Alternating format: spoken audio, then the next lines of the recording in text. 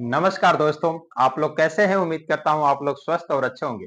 दोस्तों, आज का सेशन बहुत ही महत्वपूर्ण होने वाला है क्योंकि आज हम बात करेंगे एसिडिटी के ऊपर।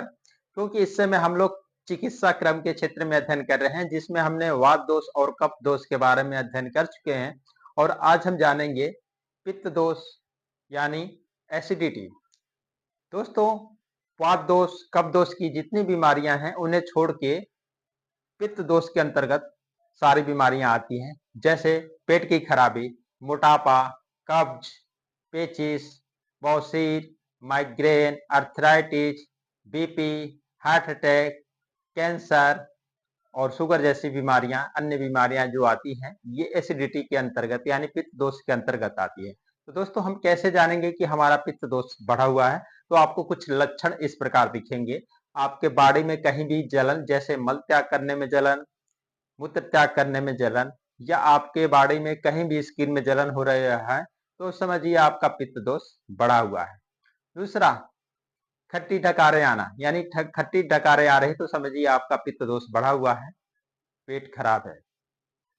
शरीर का भारीपन, यानी शरीर में आपके भारीपन महसूस हो रहा है, यानी खाना खाने के बाद भी आपको भारीपन लग रहा है, तो समझिए आपका पेट की खराबी है और आपका पित्त दोष बढ़ा हुआ है। दोस्तों, इसके कारण क्या है? ये पित्त दोष क्यों बढ़ता है?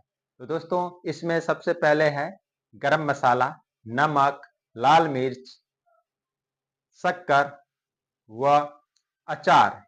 ये सब क्या करते हैं? हमारे शरीर का रक्त जो भी खराब होता है ना, इन्हीं के वजह से होता है।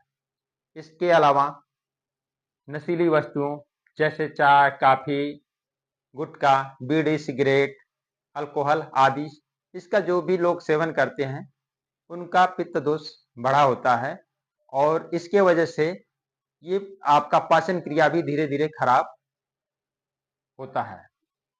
इसके अलावा मीट, मछली, अंडे का सेवन करते हैं, ये पित्त दोष को बढ़ाने का काम करता है, यानी पका हुआ भोजन का ज्यादा सेवन करते हैं और अपका हुआ भोजन का कम। यानी विज्ञान भी कहता है कि हमारा शरीर का जो पीएच वैल्यू है, वो 80% तो है अल्कलाइन और 20% है एसिडिटी खाना।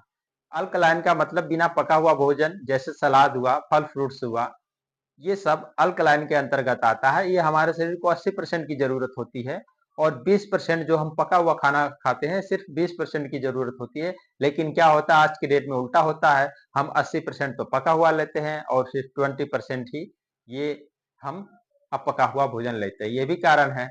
अगला, गुस्सा, क्रोध, चिंता, ये भी है।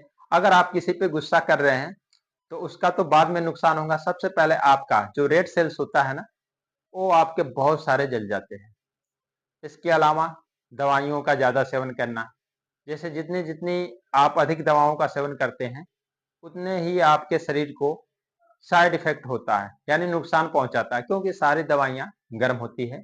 यानी लोग क्या करते हैं कि जैसे मल त्याग करने का संकेत, इंडिकेशन हो रहा, मूत्र त्याग करने का, या छींक आ रहा है या नींद आ रही है, तो क्या करते हैं, बहुत टाइम तक रोक लेते हैं। तो ये जो प्राकृतिक वेग है ना, ये भी हमारे शरीर को हानिकारक होता है, क्योंकि हमारे शरीर का जो इंडिकेशन देता है, वो क्या होता है कि धीरे धीरे आप जब ज्यादा टाइम लेते हैं, नहीं करते, तो धीरे धीरे ये इंडिकेशन देना बंद कर देता है। एक टाइम ऐसा आता है कि आपका कम मल त्याग हो रहा है, कम मूत्र त्याग हो रहा है, आपको पता नहीं लगता। इसलिए जो भी प्राकृतिक वेग आ रहा है, उसे आप टाइम से होने दीजिए। ये प्राकृतिक औषधि क्या है? तो फटे दूध का पानी। दोस्तों, ये हमारे लीवर के लिए बेस्ट होता है और हमारे पाचन सिस्टम के लिए बेस्ट होता है। किसी भी प्रकार का बुखार है, उसके लिए बहुत अच्छा काम करता है। और इसके अलावा फलों का रस, जैसे अनार का, नारियल पानी, पत्ता गोभी और लौकी का आप जूस लेते हैं, तो क्या होता है कि ये पित्त दोष का शमन करता है, यानी पित्त दोष को कम करता है और साथ में आपके जो एलिमेंट्री नाल है, यानी पाचन सिस्टम का जो है, उसको ये क्लींजिंग करने का भी काम करता है।